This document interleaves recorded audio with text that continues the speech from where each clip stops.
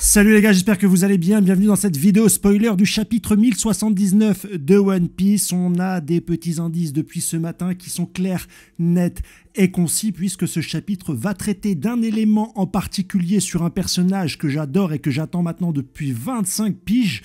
25 piges que j'attends le retour de ce personnage, que certains attendaient dans un certain film, qui n'étaient pas gênés d'avoir des infos officiel sur ce personnage grandiloquent, charismatique, qui a donné sa passion à Luffy dans un film non officiel avec une fille qui s'appelle Uta, qui n'est pas officielle, avec des attaques et techniques qui ne sont pas officielles, dans une comédie musicale, et les gens ont dit « Amen, je suis hype, j'ai envie de voir ce film ». Et moi je dis non. Je dis non, et ça fait déjà plusieurs mois, voire plusieurs années que je défends d'avoir une introduction digne de ce nom de Monsieur Shanks le Roux, du rouquin. Et oui, j'ai pas peur de le dire. Et oui, c'est mon personnage préféré de One Piece. Quand certains d'entre vous imaginent qu'il va juste se pointer pour se faire tecla par Barbe Noire. Ah, moi, je fais une super théorie.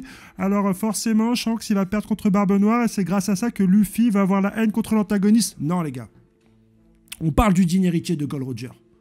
On parle d'un mec qui peut se taper contre mieux que la fraude à l'épée. On parle d'un mec qui est quand même Yonkou, qui a quand même parlé à Barbe Blanche, qui lui a dit « Eh frérot, ton petit Barbe Noire, il est en train de faire ce gars-là, tu devrais bien de le rapatrier. » On parle d'un mec qui a arrêté Marineford à main nue, sans haki, avec les mots, avec la parole. On parle d'un mec qui, normal, peut s'asseoir au Gorosei, à leur table, et leur dit « Les gars, faut que je vous parle d'un certain pirate. » Je crois que certains l'ont oublié. Ils voulaient avoir des révélations derrière des produits dérivés, derrière des films, derrière des cartes peut-être, derrière des SBS, ou encore derrière des... Comment ça s'appelle les One Piece Magazine, là? Oui, je suis énervé. Oui, je suis énervé parce que les vestes vont se retourner. Les vestes vont se retourner après ce chapitre et tout le monde va dire « Ouais, j'adore Shanks, heureusement qu'il est là, vraiment, c'est le GOAT, Shanks, machin truc. » Ils vont tous retourner leur veste alors qu'il n'y a même pas 6 mois. Ah, vous avez applaudi dès demain. Oh, on va le voir dans un film avec une comédie musicale. J'adore. One Piece Red, c'est trop bien. Yuta, sa fille, elle est canon. Ah, non, les gars. Non, les gars, vous ne pouvez pas retourner votre veste. Et c'est ce que vous allez faire. Parce qu'on n'a pas encore le détail du chapitre. Mais tous les leakers ont dit que c'est la batatas fritas. Tu auras le combat, début, suite et fin, pas de off-screen, avec le personnage de Kid. J'adore le personnage de Kid, je n'ai rien contre lui. C'est même peut-être mon Supernova préféré. Je préfère Kid que l'eau. Et oui, je le dis, je n'en ai pas honte. Malheureusement, déjà s'étant fait couper un bras, il veut faire un match retour contre l'équipage de Shanks, qui a fait une entrée spectaculaire sur Elbaf.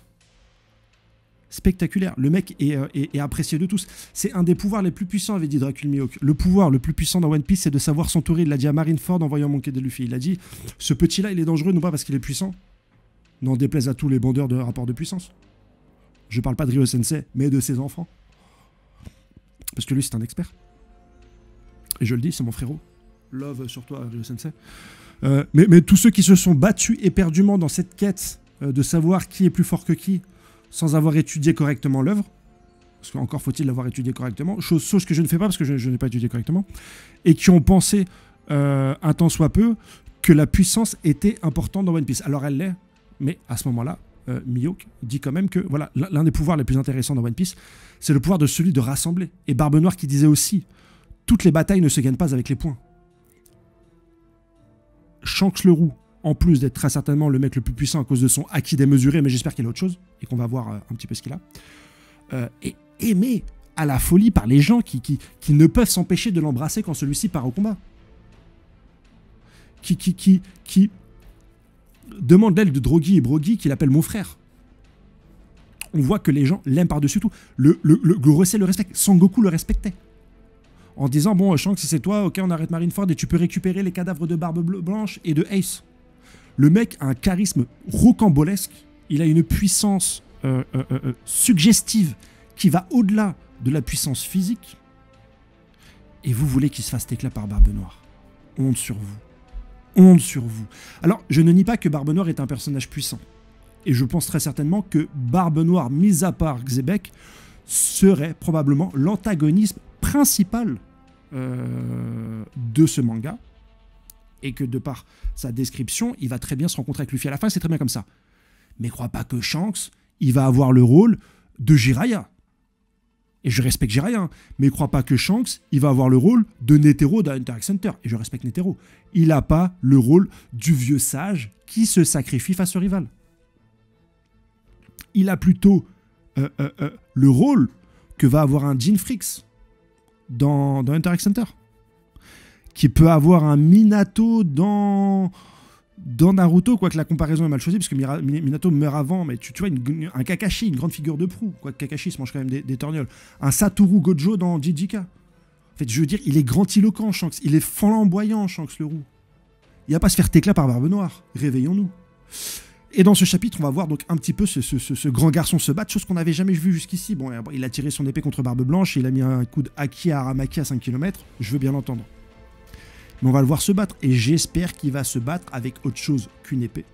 Non pas que je déteste ce Griffon, mais j'espère qu'il aura un autre atout à mettre en avant qui nous expliquerait l'histoire de ce Dracul.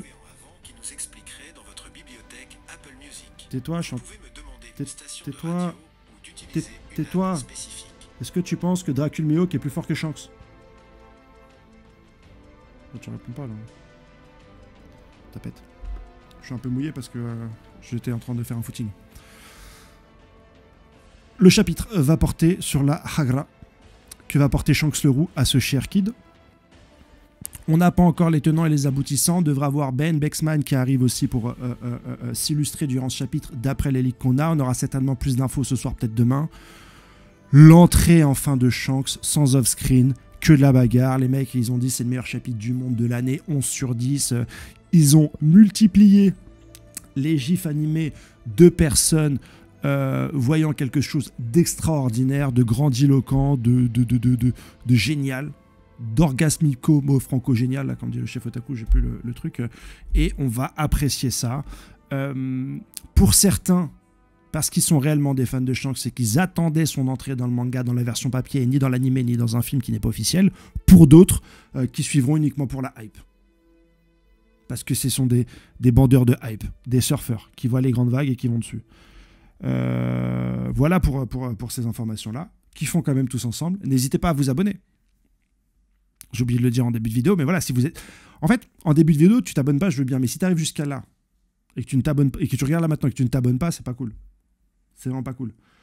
Content de vivre ça avec vous, content de voir Shanks. Je vous avais dit en plus, hein, depuis la semaine dernière, que on passerait très certainement sur autre chose. Après le message du narrateur à la fin de Ex-Id. Et voilà, profitons. Allez, je vais faire vite faire la miniature et je vous poste ça. Ciao.